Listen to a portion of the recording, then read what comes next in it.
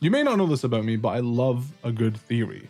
And for the past few months, I've been seeing people talk about how Kalos might potentially be connected to Paldea physically, because in real life, Spain is connected to France, like literally, like in real life, Spain, France. This is a map. I'm not the best at geography, so I wanted to just triple make sure. Yes, Spain and France are connected. And wow, would you look at this? That's really weird.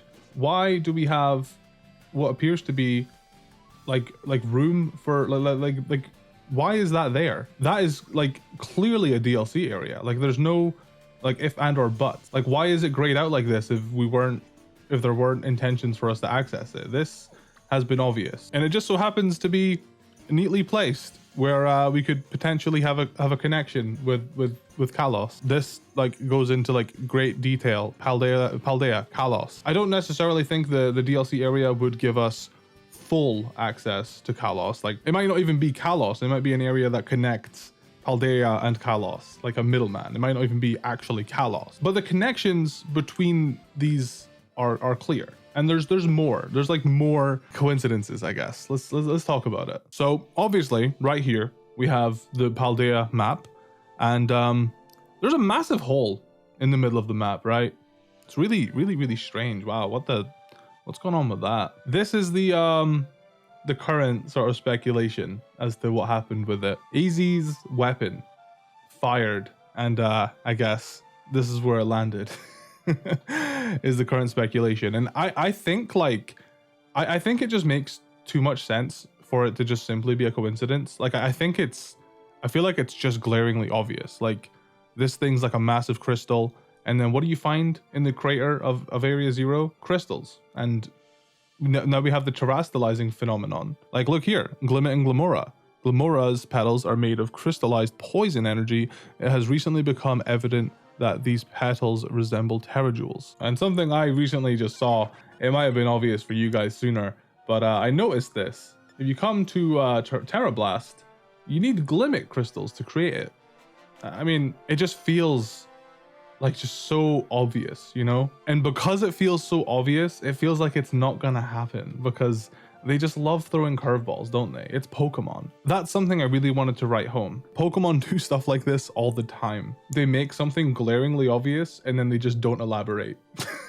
There's also a third legendary. I'm going to go over these books momentarily, but there is a third legendary, I guess, sort of talked about in like the textbooks in the game. These are not leaked. This is from the game's files. Extension of its power. Terra crystals structure. Could there be a moon dial of sorts, as referenced in Sun and Moon? Many people are saying that Glamora is a version of the legendary due to its petals have crystal-like properties. You know what? Actually, I never thought about it. So this third legendary here, my immediate sort of thought, because of the hexagons, was that it had something to do with Zygarde, maybe. But that, like this also, I could see this also. And then obviously Carbink and Diancie, you know, there was like crystals.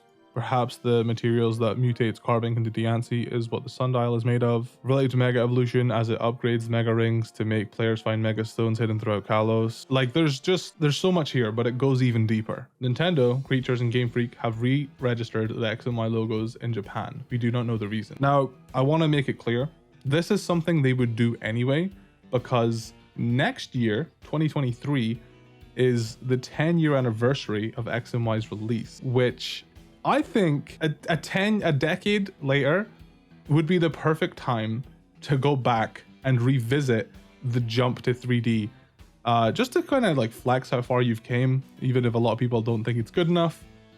I think it'd be really cool. I mean, even if we don't get to see the entire Kalos region, seeing like areas we were once familiar with, even if it's just a small area of Kalos, I think it would be super cool a decade later. Even if it means we have to wait until the end of next year to get like a DLC sort of area of Kalos. I think, I don't know, it's just making too much sense in my head. Like, yes, these logos or whatever would have to be re-registered, re-trademarked, regardless of a potential, like, you know, Pokemon Sword and Shield could have been the 2022 released game and they would have still had to re-trademark these games. It's just what they do. A lot of people are, yeah, like got a little drawing here of what it could look like.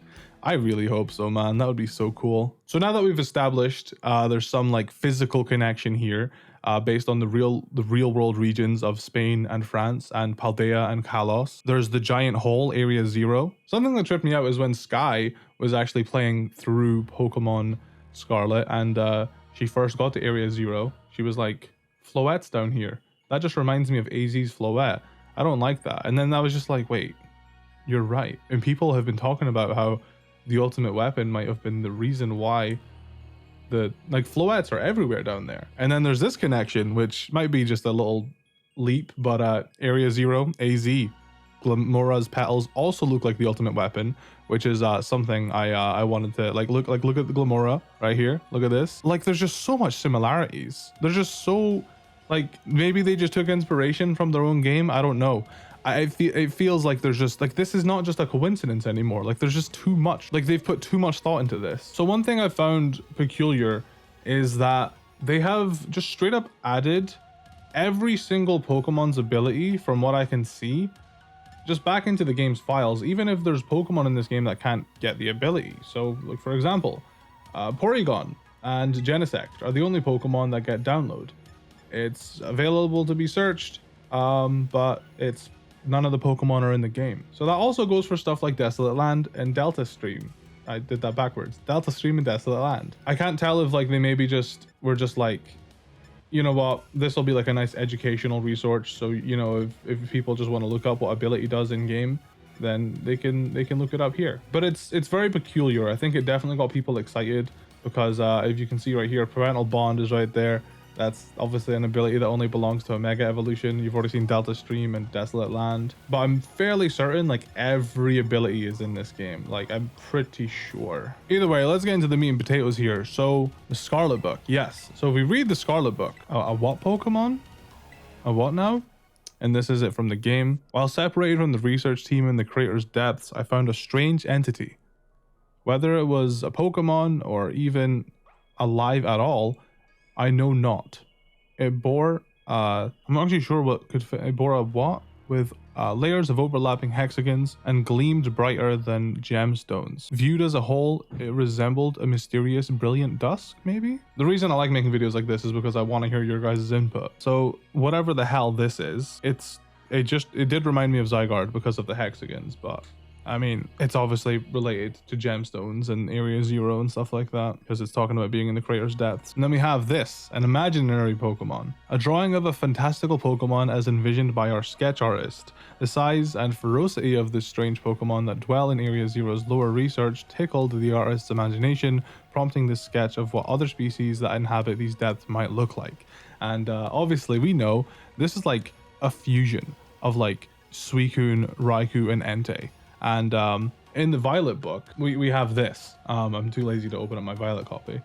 And yeah, same sort of deal. Virizion, Cobalion, Terrakion sort of fused together. Now, for those that don't want to know anything about leaks, this is my cue to tell you to maybe click off the video. But Riddler Koo has said that in the DLC, there will be a Paradox Suicune and a Paradox Virizion, even before the games came out. And I mean, Koo is like, he doesn't just throw out information and guess things right. He is the real deal. I think we've established this. Like, he tweeted this out in October, and then wow, would you look at that? Tweeted this out in July, would you look at that? And then the main reason why I'm talking about Koo is one of them is different, which if you fail to resolve it, you definitely would miss a lot. This tweet leaked so much. This was a DLC riddle in every sense, by the way. And then someone says, it's okay, tell me the answer. Mega. What does that mean? Is Mega Evolution coming back, or is it just a hint towards Kalos? I think it could be either. I don't know exactly what the difference is. If I had to guess, I think the guess I sort of came up with is that Mega Evolution appeared in multiple generations, whereas the other gimmicks did not. Z-Moves was exclusive to Gen 7, Dynamax was exclusive to Gen 8, and obviously so far, Terrestrializing is exclusive to Gen 9, whereas Mega Evolution was in Gen 6 and 7. So that might be the difference, I don't know. So yeah, just to go over everything again. In real life, France and Spain are connected. Kalos is based on France, Paldea is based on Spain. Next year is the 10-year anniversary of X and Y's existence, or well, maybe not so much existence, X and Y's release. In X and Y, one of the plot points was that this sort of like ultimate weapon got fired. It's speculated that the ultimate weapon is why there's a hole in Paldea. AZ has his very own Floette. Even in the game's files, like back in X and Y, you could actually hack in an AZ's Floette. It was never distributed for some reason, but back in the day, you could literally hack in AZ's Floette, and it's called the Eternal Flower form. It didn't evolve, it didn't have a pre-evolution, it was just its own thing. I think it's possible, like Luke tweeted out here, that AZ's Floette is a Paradox Pokemon. Its name would be Eternal Flower if so. I'm pretty sure this was the first time we'd ever seen them add like a different form Pokemon with like different stats, and it like didn't evolve. Like I think it just fits the bill of like a Paradox Pokemon. And the fact that Floettes appear in Area 0 as well, where the weapon is presumably fired, there's just so much. So if you actually come down to Area 0, there are these books that you can actually read. At last, I can resume work on the Terra project. I'll move my research to the Zero Lab this month. My team will be smaller, but no matter. The strong influence of the crystals makes our experiments much more unstable. The crystals' power is tremendous. Their unstable output made our corporate backers fret, but if we can harness this energy, it will open up research possibilities we'd only dreamed of. At last, paradise will be ours to create. That's not what I'm really concerned about though. Let me get to the juicy part. So if you specifically come to research station number 4, I need more people. More time. That man walked out not long after the boy was born. I need another set of hands. But could they be trusted? And how long would it take them to be trusted? And how long would it take them to even understand? If only there were 2 of me. And obviously this is Sada, and you know, if you're playing Violet version, it's the other professor, I forget his name. And obviously that wound up having Sada create, I guess, a robot. But what I'm interested in is that man walked out after the boy was born. Is Sada or Turo, I guess, in the Violet version, we talk about that woman. Are they talking about each other? I actually don't know if in Violet version he says that woman. I'm going to double check, because if he does, I think that's pretty strong confirmation. Yep, coming down to research station number 4 in Violet version, it says, I need more people, more time. That woman walked out not long after the boy was born.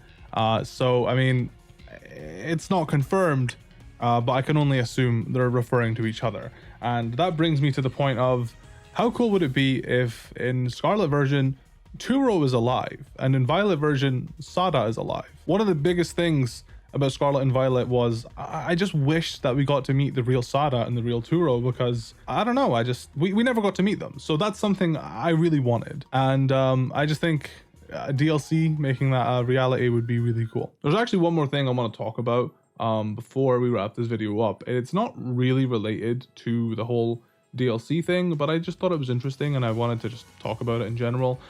So actually recently I was hanging out with my boy Jamie, and he mentioned to me how in the original, apparently in the files of Pokemon Scarlet and Violet, Toedscruel and Toedscool was meant to be Magikarp and Gyarados. It's been a few days, so Toedscool and Toedscruel are the Pokemon with the mismatched codenames. Okingu and Okagarados, Hellcarp and Hellgarados. They also show up after the box legends in the index order, so I assume they were added due to the lack of grass types. I'm mostly interested to see what happens now, because if those 2 come back this generation, they need different codenames now. Won't matter by Gen 10, of course, but that's going to be a bit confusing to work with. It appears a Wiglet style of Magikarp and Gyarados were cut from the game if you look 4 and 5 slots away from the last slot. So yeah. Specifically not saying what replaced them. I would like to avoid, yeah, this is obviously avoiding the spoilers of Toedscruel and Toedscool. It's interesting because we may have actually seen what Okakingu looked like in Pokemon Legends Arceus. So for right now, these are cut Pokemon. And yeah, this, I think it resembles Magikarp. I mean, you could say it just looks like a generic fish, but I mean, yeah, this is literally in Legends Arceus. But then in Legends Arceus, there's also just regular Magikarp statues. So like, I don't know. Either way, it is an exciting time to be a Pokemon fan. I've been sitting down for the past 40 minutes just chatting. So let me know your thoughts on all of this. Hopefully it made some sort of semblance of sense. While Pokemon don't always seem to do what we think they're going to do, I feel like it is obvious we're going to be getting DLC next year. Whether it's going to be split into 2 parts, or if it's just going to be a one big DLC drop, or if it's going to be like a 3-parter or whatever. We don't know all the details, but just stay tuned to the channel. I mean, I always cover new information and stuff like that, so make sure you're subscribed if you're not already. And just thanks for listening to me ramble. This is something I've been meaning to cover for a while, and I'm glad I waited, because we got some there's just so much to talk about. There's just so much cool stuff, and if I missed anything, please let me know in the comments, because if I missed it, I probably just didn't know about it. and I'd love to hear about it. Thank you.